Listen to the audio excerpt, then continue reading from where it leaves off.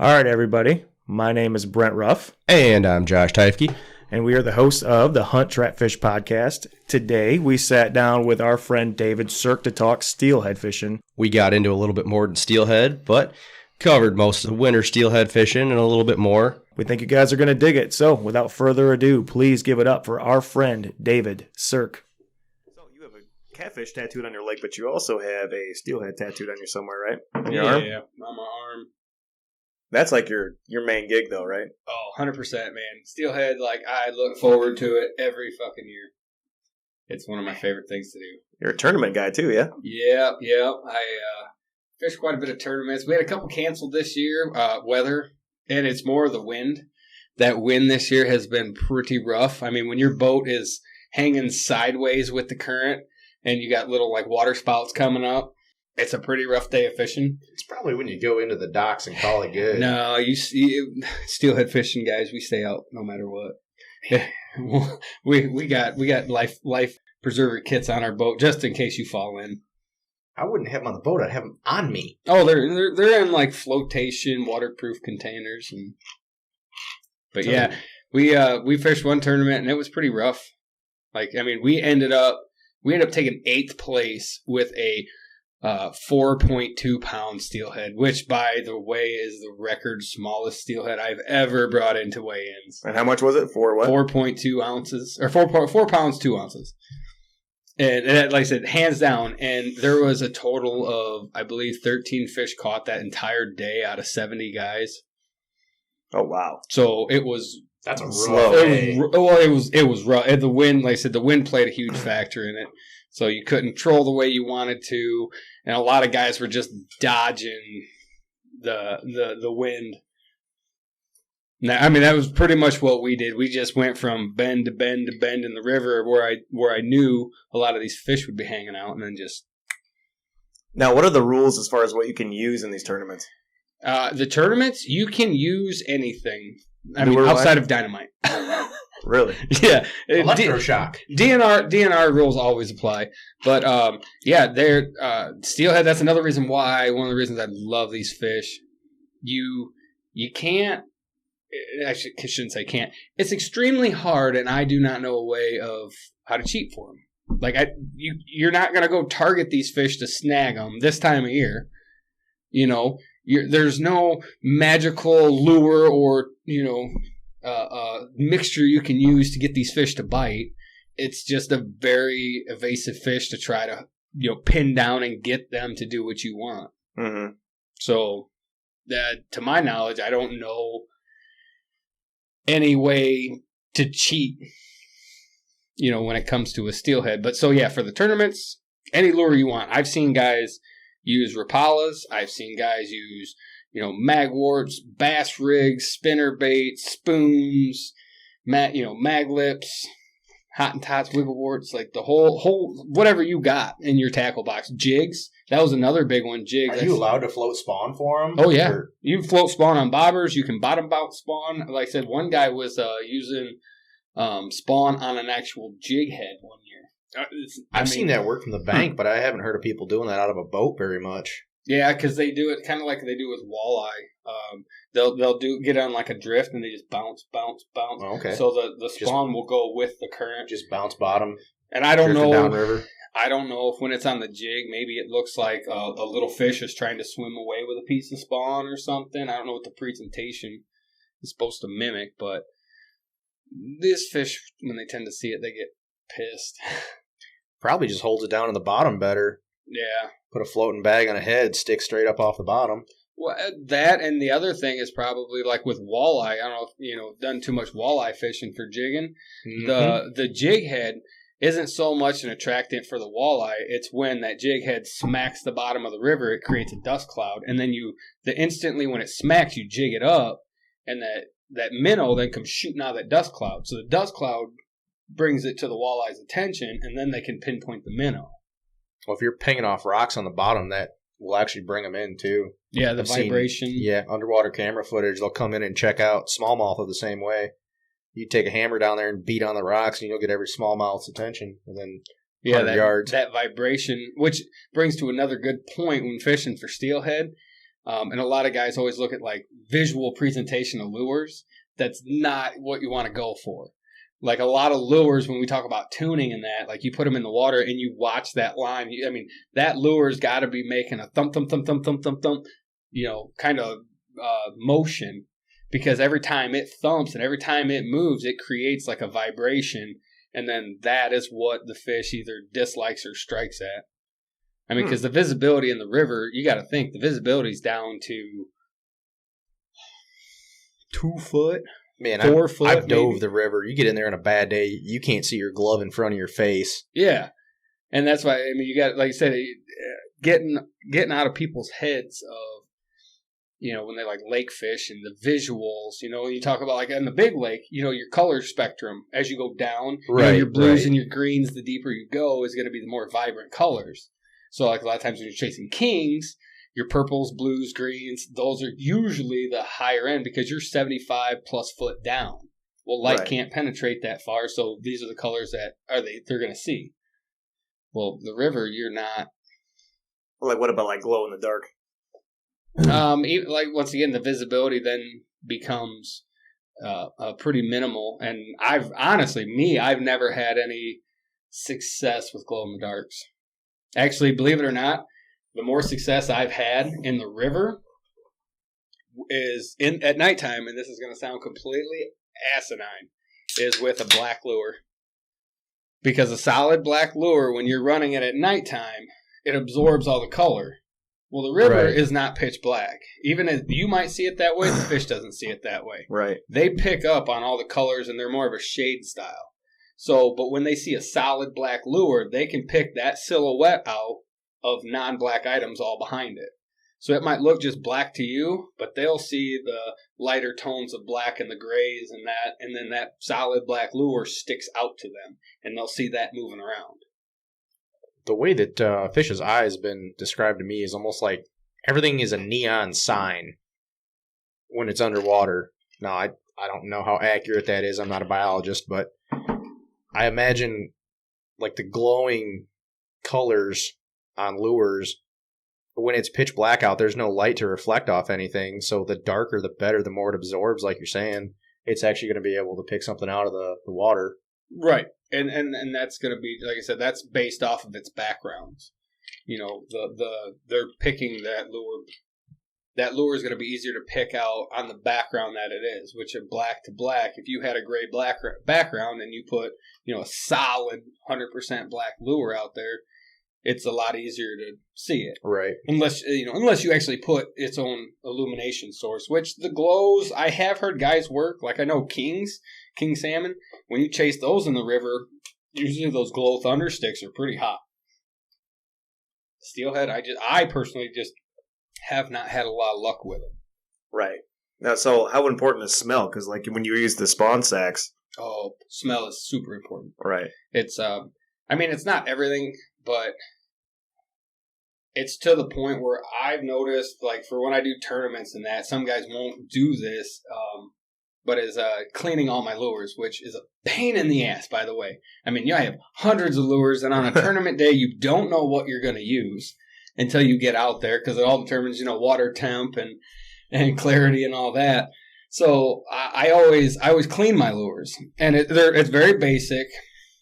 Usually, you rinse them down.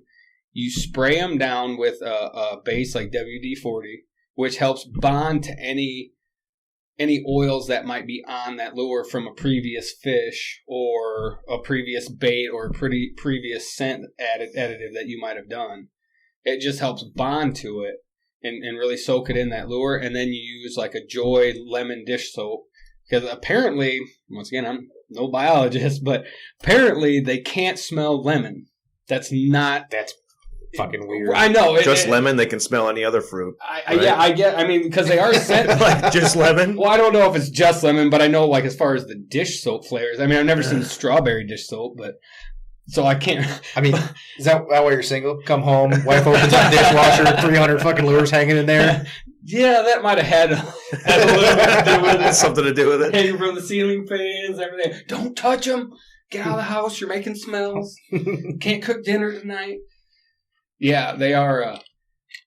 The smells will, like, once you rinse them out, then I actually run a plastic container in the back of my boat when I'm shifting through lures and that. During tournament days, I'll glove up because like I said, the oils pick up scents, and I will change lures out and I put them in a plastic container on the back of the boat while I'm fishing to try to just minimize. Now you can catch fish if you touched them with your hands. I've done it plenty of times. It's that little additive help that a lot of guys don't do, but it does increase your strikes. Because if there's something on that lure, mainly it's more from like a previous fish or smoking. Smoking's a big one. If you smoke cigarettes and you touch your lure, just throw that fucker away. So now all these guys that they've got like the garlic cover scents, or they're dipping their hard lures in the fluid that their spawn sacks come in or their skein is in. Is that more of a cover-up for them touching it with their hands? Yeah. Or does that actually attract them? Yeah, I think it's more of a cover-up than anything.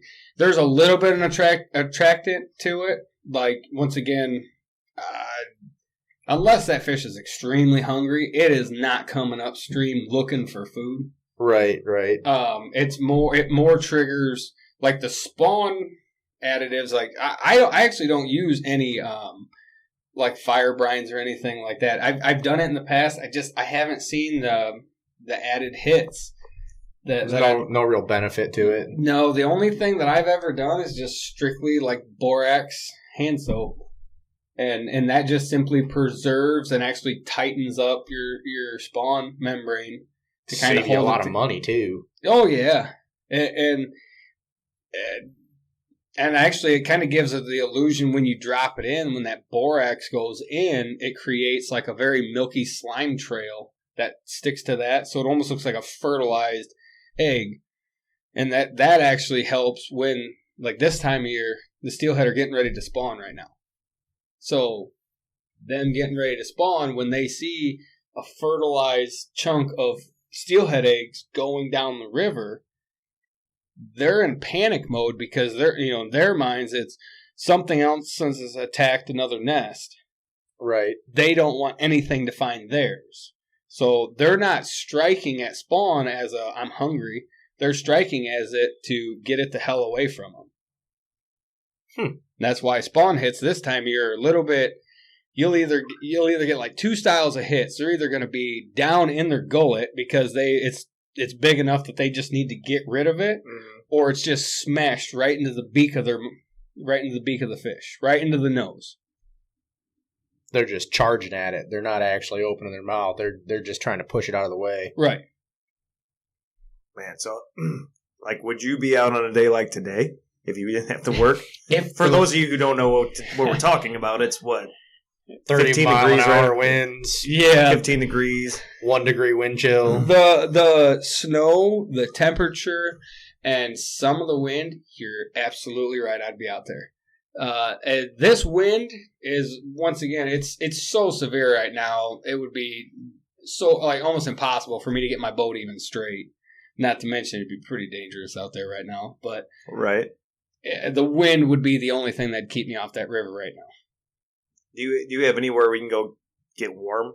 Any sort of cab on your boat? Yeah, I have a full enclosure on the front end of my boat. I fished many years with just an open, and when you fish an open one, your time frame out there that probably you can withstand, and maybe you guys can do it better than me. I'm not a big one when I get too cold, but my time frame is like maybe 3-4 hours with no enclosure if you're out there just in the elements, because that water running under your boat just sucks the heat right out of it. I mean, it is not like sitting in a deer stand, waiting on a deer or walking through the woods or something. When you're sitting in that boat, I mean, it is like a heat sink. It just sucks the heat right out of you. So you got 3 little girls or 2? 3. So do you take them out when it's this cold?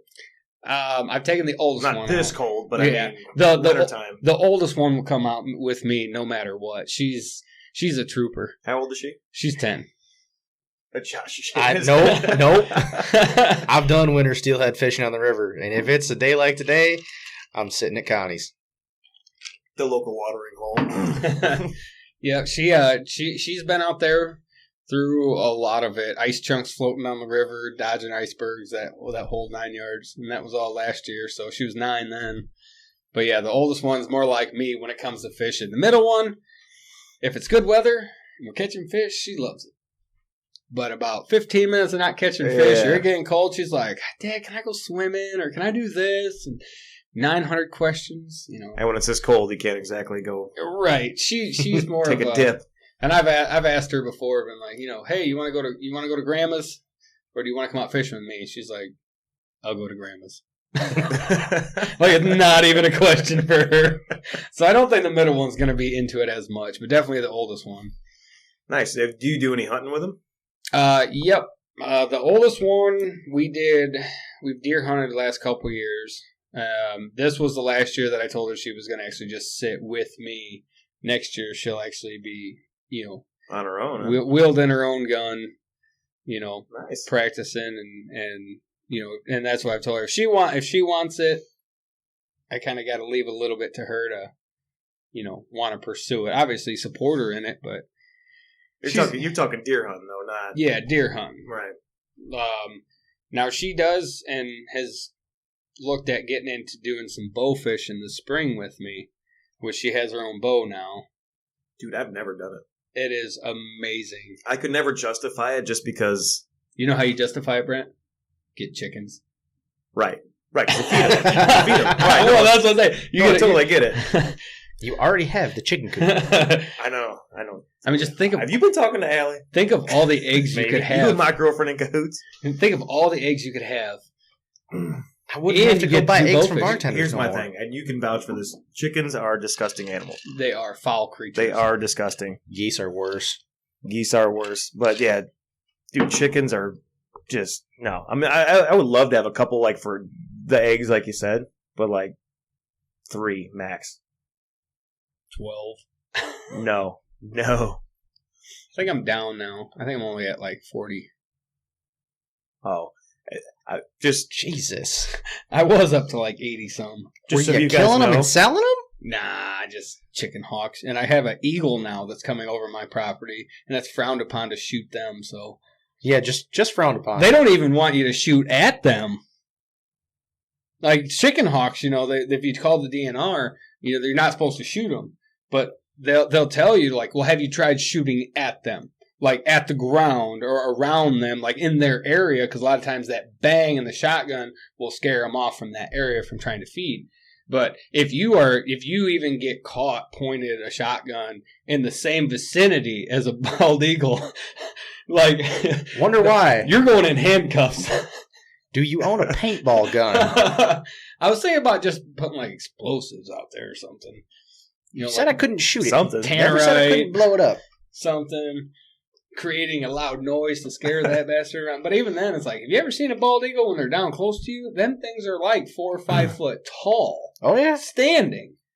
You ever seen them open their wings? Yeah. I've had them, actually, one of the fun stories, if you go down the river, like hauling ass 30 mile an hour or something, they like to fly next to boats. And that's the scariest thing ever. If you're hauling ass down there, just going paying attention to what's in front of you so you don't hit a log or something. And you look over, and here's this bird with a 7-foot wingspan just coasting next to you, and you're like, my motor is 115 horse and is hauling ass.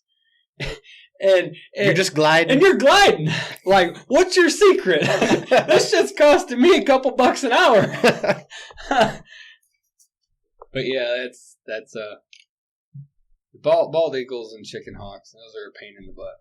Well, the whole bow fishing thing, though, like that was my deal. Was like, you know, I can't eat it, so no, that's not completely true. Why can't you eat it, Brent? Not completely true. I take that back. Yes, you were correct. I don't know. Have you guys ever tried carp? Yes. What do you think? Patties, yes. It is actually good. Patties. Suckers is good. I've had Suckers. Suckers. Is amazing. Really good. Suckers good. Gar. Have you ever had gar? I tried. I broke my 10 snips. And now gar, like that's really the only way to get them, right? Is to bow fish them around here. No, I can't get them to bite on anything every time I see them in the river. No, you can. It's the right time of year. You can. You got to know where to hang out, and it's really on the technique and how you use. Like if you have a minnow or even a bluegill, and Okay. you know where they're at, and you're floating them. You can't let them on bottom. They gotta float. The gar will not go down to the bottom and pick one up, but if it's floating, it'll come up and grab it. Well, that's why like I'm bouncing worms off his fucking nose and Right. Even mid-water column, I mean, if it's still twitching a little bit, they'll grab it. Yep. It's got to be off the ground completely. It's gotta be the right I've literally size, though, too. had a damn worm on a hook and I'm like hitting it in the head. No, they won't. Well, and that's the thing is, like, if you see how a gar hunts, a gar, especially for bow fishing, it's really hard to pick them out. They look like a stick. They will get into a log structure and they look just like a stick. They won't move. Even if a boat comes right over top of them, they will not move. They'll just be straight as can be. And their teeth, the bottom teeth come out at an angle and the top teeth come out at an angle. And they actually wait for little fish to come up. And if they swim up next to them and they just barely twitch their head, those teeth will actually hook into them.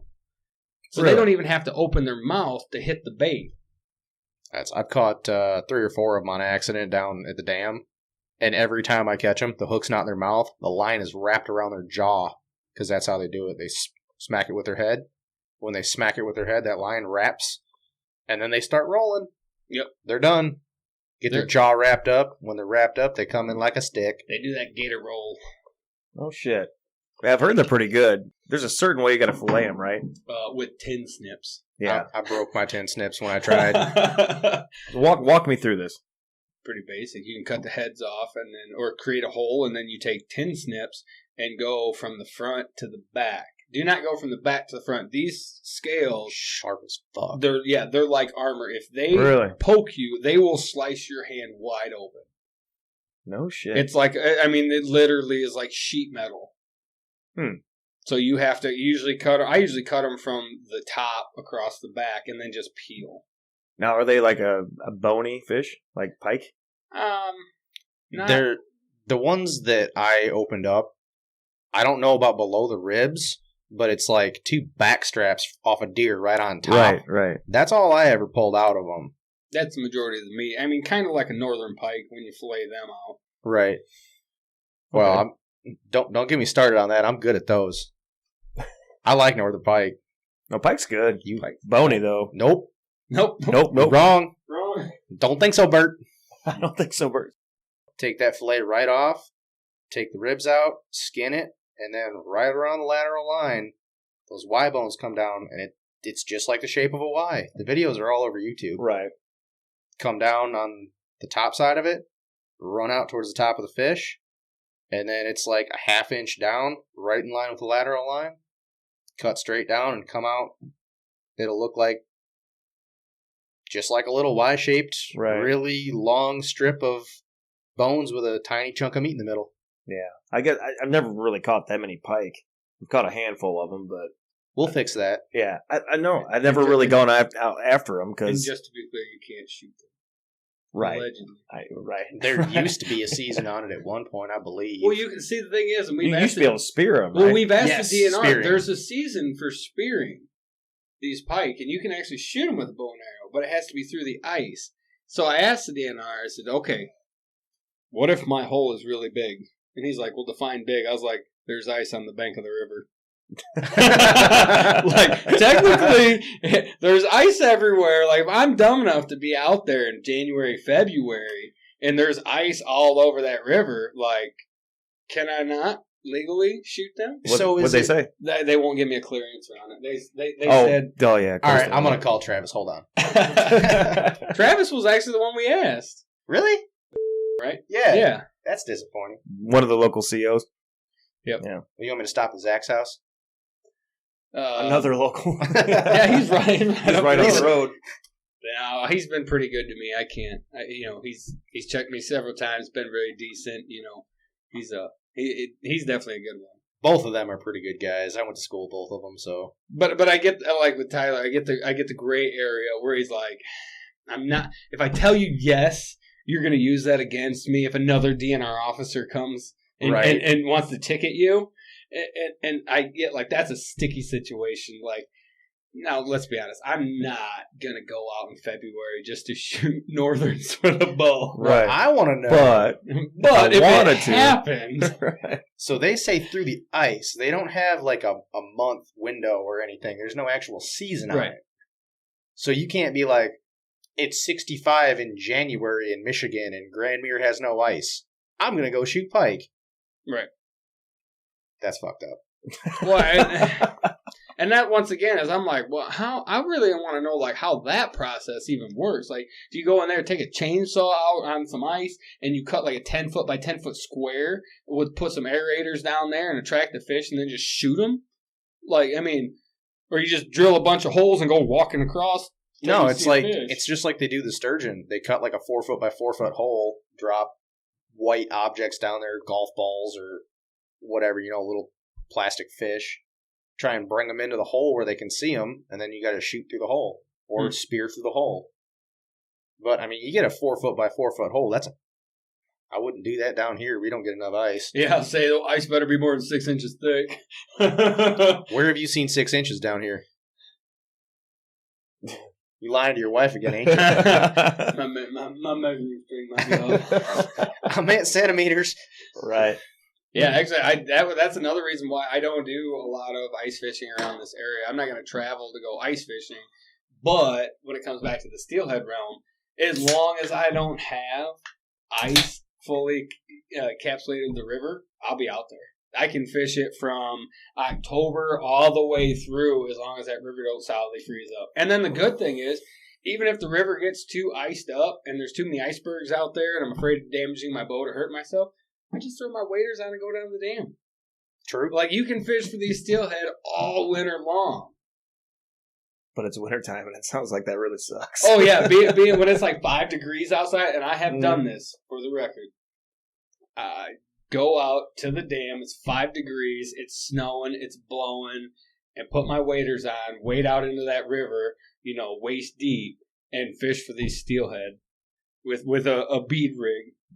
And it's like, once again, it sounds completely crazy until it hits your line and you get a screamer, and then it's just fucking amazing. Yeah, you gotta love it, dude. Oh yeah, every aspect of it. I mean, I love some fishing, but you're making me feel like a lazy turd. Me too. It's like, I feel like a big old pussy over here. It's like, let's go. I don't want to. I've even got insulated chest waders, and I still don't do that. No, now granted, once again, you got to be reasonable. Your window times. This is not something I'm going to go out and do for 5-6 hours. There's no way I'm doing that.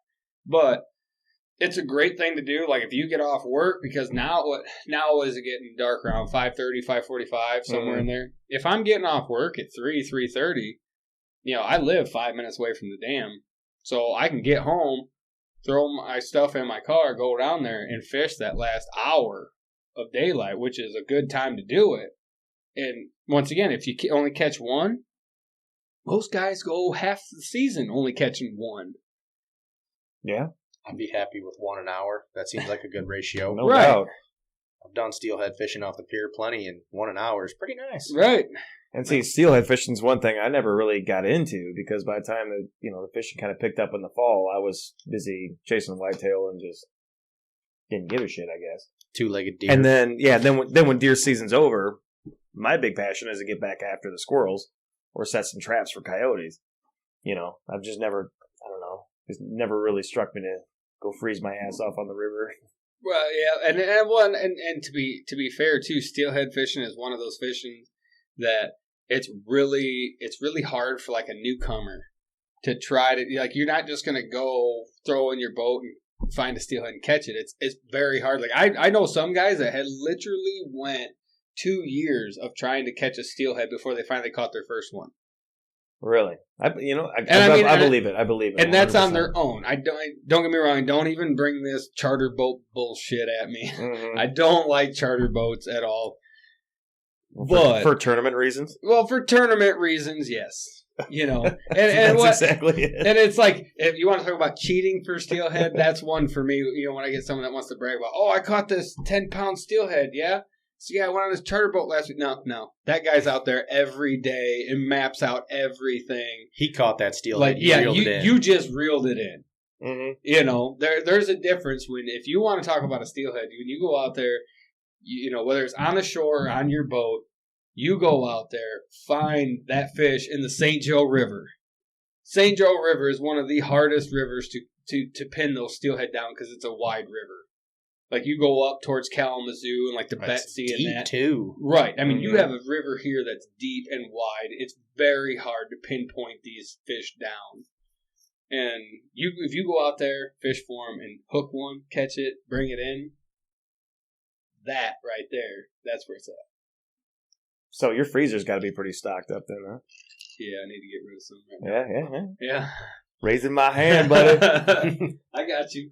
Yeah, I actually, yeah. I would trade you for some venison, but I do believe that's illegal. I don't think you can do that. Yeah, you're not supposed to. You're supposed to keep what you catch, and you're not supposed to. Actually, funny story about that.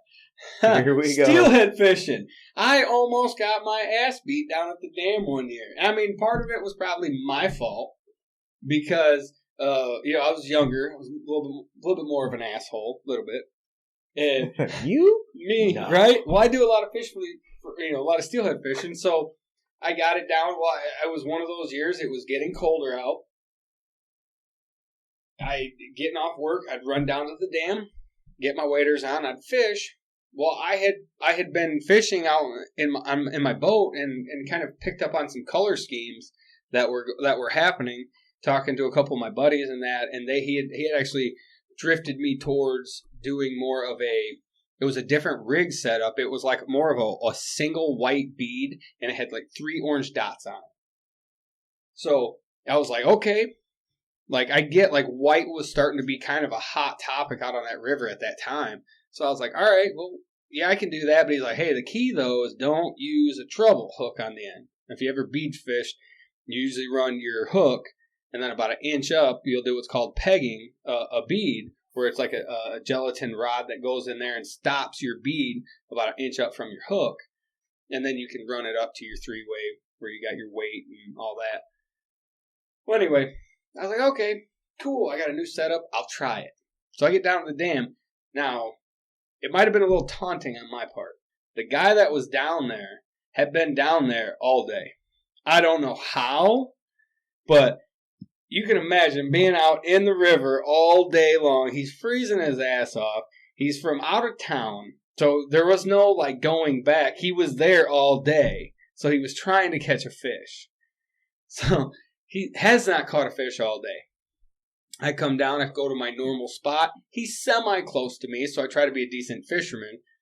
And I give him just, say my due diligence and be like, hey, do you mind if I fish this close to you? Legally, he can kiss my ass. I can fish where I want as long as I'm not literally on top of him. You're just trying to be... etiquette. Right, you're trying to be decent. So I ask him, and he says, no problem. River's free, do what you want. Okay. First cast out. Boom, boom, boom, bam. Nail a steelhead. Bring him in. It was a nice, about 9.5 pound steely. Now, by this time of year, my freezer was already full. I had plenty of skein. All my tournaments were done. I'm just out there enjoying the sport. Mm-hmm. Now, you can't give fish away. And I'm a big one when it comes to that with steelhead. I do not give... Like, if I'm out fishing, I will not give my fish away to minimize my limit. I thought you could give it to them, but it counted towards your daily limit as well. No, because there's no paper trail for the DNR to know that.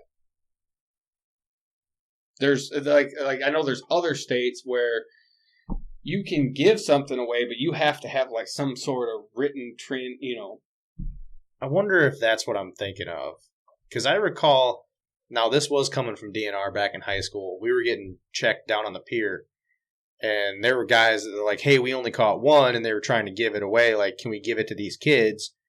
And the DNR, they did have, like, it's like a wildlife receipt. It says who caught it, who possesses it, and it counts as, like, both of your limits. That was 10 years ago or so I don't know if it's still a thing or not. Yeah, I haven't checked with them. I just knew from when I last brushed up on those rules. They've always been very clear about you're not to give fish away for sale, for generosity for anything. Like, you're fishing for your daily limit. It's for your consumption of fish. And actually, there was a guy, I want to say it was a year or two ago, just got in big trouble not too far from here for some bluegill and stuff. Oh man, that I was remember this reading year. about that. Yeah. Yep. The one that had like 100 and some fish over the limit. There were 2 or 3 guys. Yeah, he had reports that this guy was doing well over his daily limits. And so they went and confronted him at his house. And when they got to him, he had, I want to say they had like 500 or 600 fillets in the freezer.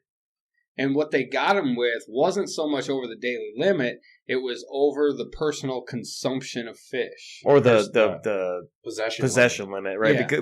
Because honestly, the possession limit, That's hard to find. yeah, and honestly, like I remember the last time I looked at it, I remember looking like that's really not that much. It's a couple days limits worth, right? Right. It's I know for panfish it's 3.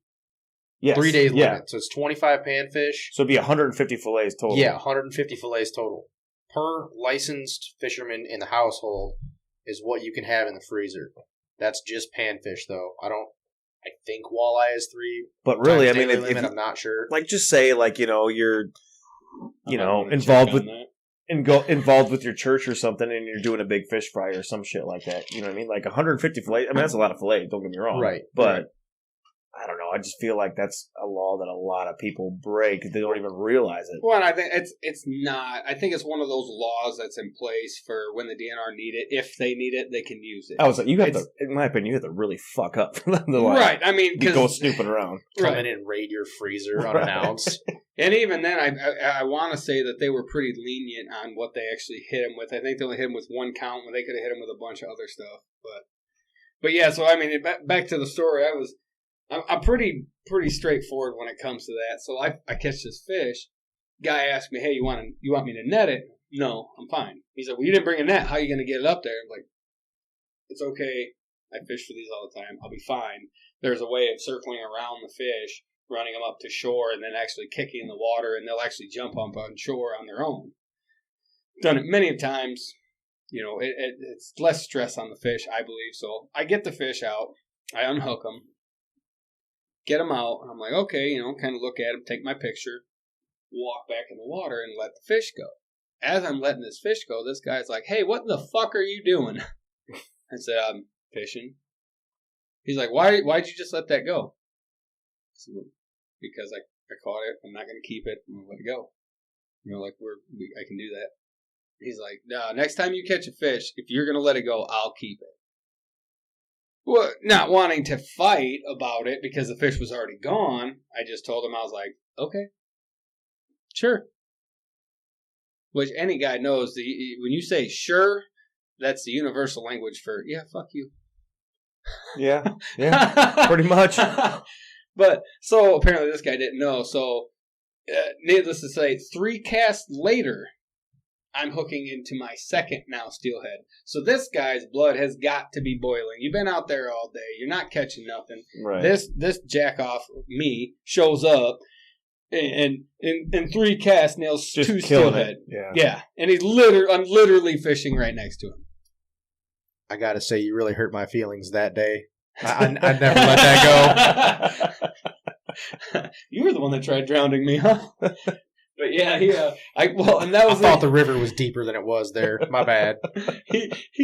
So I catch this fish, and he comes up. He starts bringing his stringer towards me. So I did not take a picture of this fish because I'm trying to not have a fight with this guy. Mm-hmm. So I grabbed this fish, and he's like, "I got my stringer. Just hold on right there." And I said, "You want this fish?" This is where I was an asshole. I said, you want this fish? He's like, "Yeah, I want it." I said, "Okay, here you go." And I literally pointed the fish at him and let it go in the water. Oh. And he's like, "That's a dick move." He's like, "What the fuck? I thought you were going to let me have that fish." I said, "I am. I gave you all the opportunity to catch it. Now catch it." Oh, and that's when the guy came at me and was like, "I'm going to fucking drown your ass." I'm like... at the time, like, I was pretty young when this happened, and I'm just like, hindsight. I mean, looking back on it, hindsight, when young and just like, yeah, I'll fucking fight you. That was really a dumb move for both our parts. No one wants to fist fight in a river that's 25 degrees. Right. Like, you're going to die. That sounds miserable. Well, I mean, you're literally at that point in time going to die because by the time both your adrenaline wears off, you already have hypothermia kicking in, and both of us have a 15-minute walk back to the truck with no heat. Like, the danger factor at that point in time, like, I guess I didn't assess the situation at that time. But the guy, luckily, the guy behind me was actually, you know, pretty decent. He must have got a kick out of it too. He was actually carrying then, and I didn't know the guy. Didn't even say anything to him other than thank you. Was that guy when he was coming at me? The guy behind me just kind of looked at him and, you know, lifted his coat, let him know, you know, like this wasn't going to go any further, and the guy backed off, pretty much called me a bunch of Which names. is awesome because around here, why the hell would you be carrying a handgun into the water? When you, Other than a situation when you go like that around all the bears. I'm There's tons yeah. of bears around Well, I'm here. telling you so right many now, bears. from my experience doing down like the Berrien Springs Dam, I would carry every time. Yep. For those of you listening, we are in extreme southwest lower Michigan. There are zero bears Zero. anywhere around. If there's a bear out, we got problems. Right. I mean, there's been 1 or 2 reports in the last 10 years. Come Yeah. wandering through. They do. And we all get excited and load our shotguns and put them by the door. Hoping that Yogi wants a day-old donut. Yep. Some of us leave our trash out in our yards for an extra couple days. We're going to have to edit that out. Travis might get mad. Sorry. I was joking, allegedly. Yeah, man. But no, earlier you were talking about asking the DNR for a straight answer on the shooting the pike from the river. Right. You know, because I haven't done it yet, but because I haven't really figured out how exactly I want to word this, but I want to know if it's legal to shoot squirrels basically from your boat.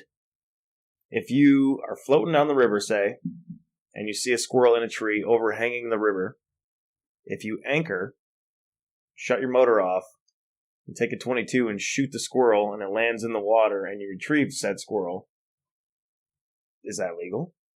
I think it falls under the same thing with like a deer. You have to have permission from the landowner. But would that be considered riparian, I guess? Because it's hanging over the water. Right. Airspace laws go straight up, so it'd be the same thing as a duck. Because yeah, like in town, like Niles City, for instance, which you know we're quite a ways from Niles, but that's where I used to live, and we had an issue with a tree that was growing from the neighbor's yard. It went over the fence into my yard, and I asked the lady at the city, and she said, "Well, you can cut anything on that side of the fence that you want because that's yours." So I think even though it's their tree, I think it's I different can cut with it's a state and federal different guidelines. Like that state, you live in this state, it falls between like a state regulations where anything fish or game is federal. I think that's a gray area. Fish and game is all state as well. The only thing that's federal is waterfowl. yeah, say when they cross state lines, yeah. Well, I mean, yeah, I was just more referring to like anything with the DNR because I know Mhm. DNR are federal. Those are federal agents. No, they're state. Are they? Yeah. I thought they had federal jurisdictions because I've actually had DNR come up before when I had I'm going to look it up while you They do have- this. I had a couple state cops actually come down and what I would call would be harassing me out by the bank. They were looking for people doing drugs or drinking, and at the time I was a 17-year-old kid just trying to do some catfish fishing, and they were giving me a bunch of hard times. Well, luckily enough, I had a DNR officer there, and the DNR officer came down there and told them, "You guys need to leave." And they're like, "We don't have to do anything," and he's like, "Yes, you do. Get out of here." They are a state police officer, and they have more jurisdiction than an actual state cop.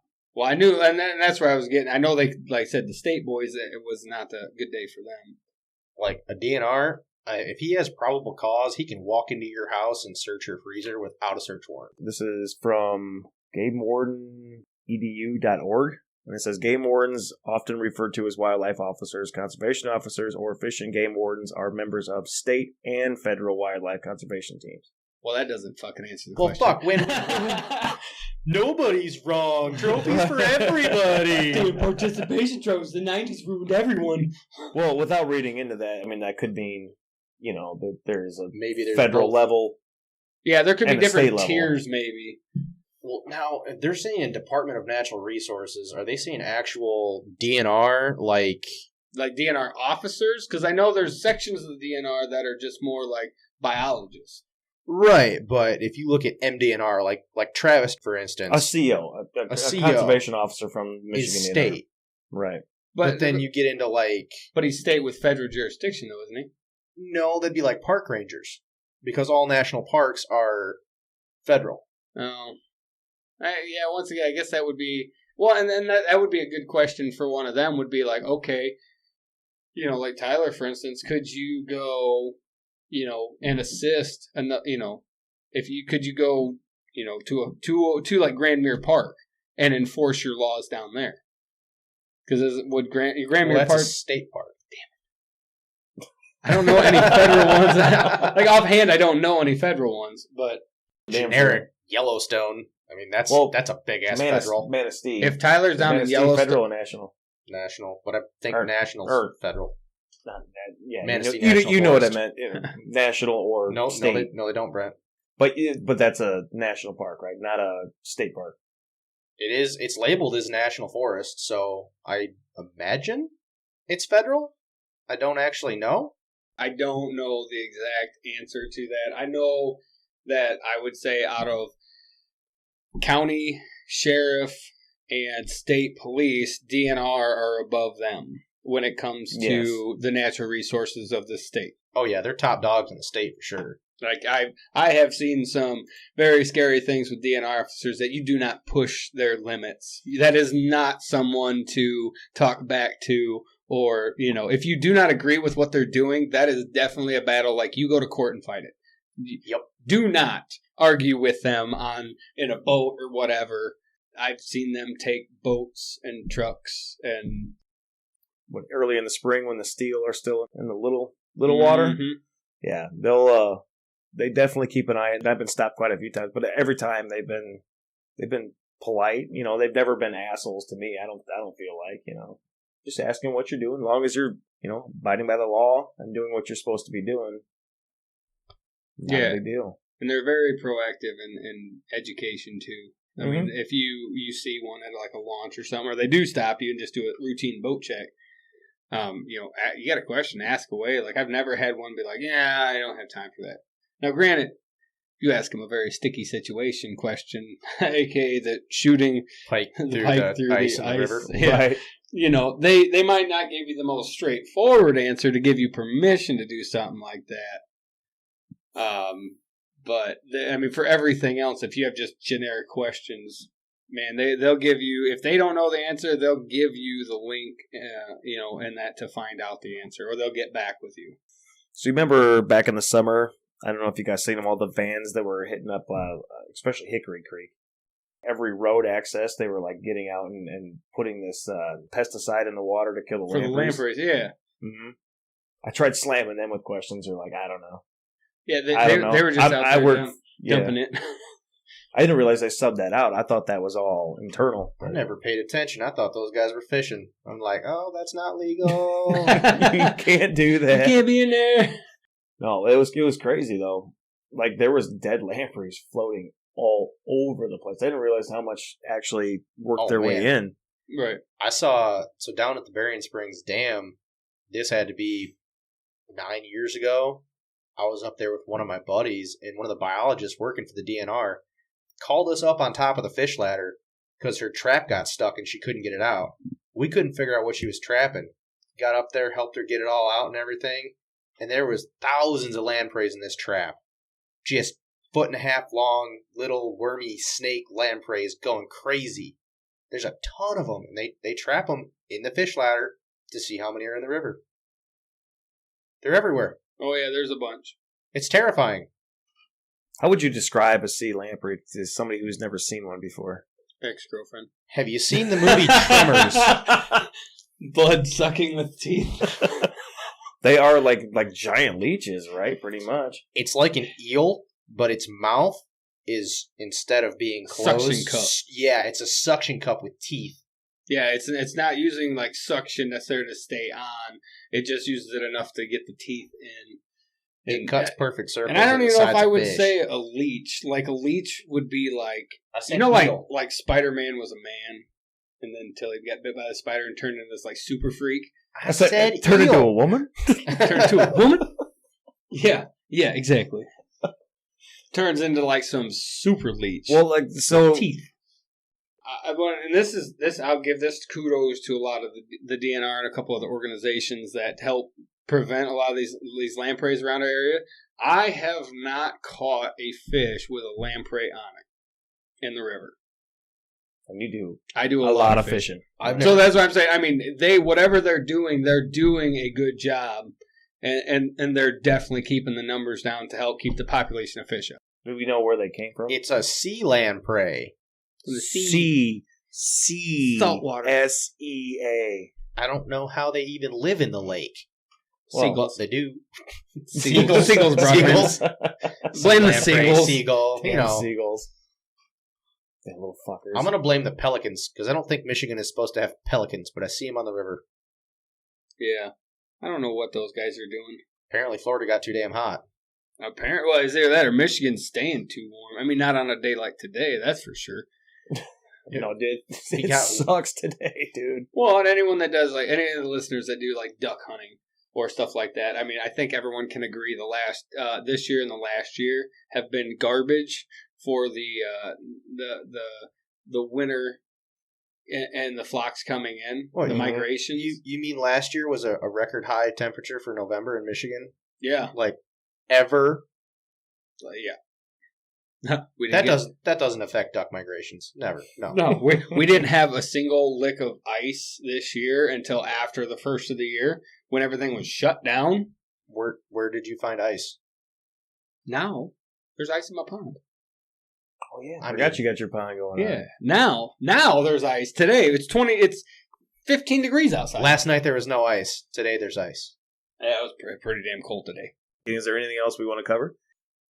We didn't get into our 22 versus 17 talk or any of that stuff. I think that's a whole different podcast coming. I Because think That it could be a is. whole nother hour for sure. Yeah. I kind of want to point out that I think you're just a shitty shot with a 22. Yeah. I mean, 22 is a preferred rifle for squirrels. Oh, I'm on the Somebody's 17 kick. outnumbered. I'm on the 17 kick, buddy. I mean, I'm just saying, bang for buck. Well, what I found out, did you know that there's a 17 Mach 2? I did not. They need more powder behind it? No. It's just Mach 2 is less powder. Mach 2 Oh. is a regular long rifle 22 round or load with a 17 caliber bullet It's on a it. 22 Neck down. dirty Why don't cousin. you just shoot a fucking pellet gun? Right. Dude, no joke. Pellet guns nowadays are no joke. On that note, I think we can shut this thing down. Are you guys good with that? Or you guys got anything else? I'm No, good. I'm good. Cool. All right, David, thanks for coming on, brother. Thanks for having me. I'm sure you'll be on a couple more times. Anytime when we this talk thing's all about said and done. fishing, we got catfish fishing, steelhead fishing, bow fishing. I mean, we'll talk about it all. Oh, got it, we're buddy. not going to stop talking about fishing just because this gets shut off. Oh, I that's know. It's going to happen for another hour for sure. right. All right, everybody. We'll talk to you next time. All right, everybody. Thank you for listening. Our next episode is going to be dropping Monday, January 31st. We're going to be sitting down with Josh Wagner, who is owner and operator of JW Whitetail Deer Farm here in Michigan. It was a very informative podcast, and we can't wait for you guys to listen to it. In the meantime, please head over to our official Facebook page. Give us a like. If you guys want to reach out to us with any questions, comments, criticism, whatever, send us a message on there, and we'll definitely get back to you. All right, everybody. We will talk to you next time.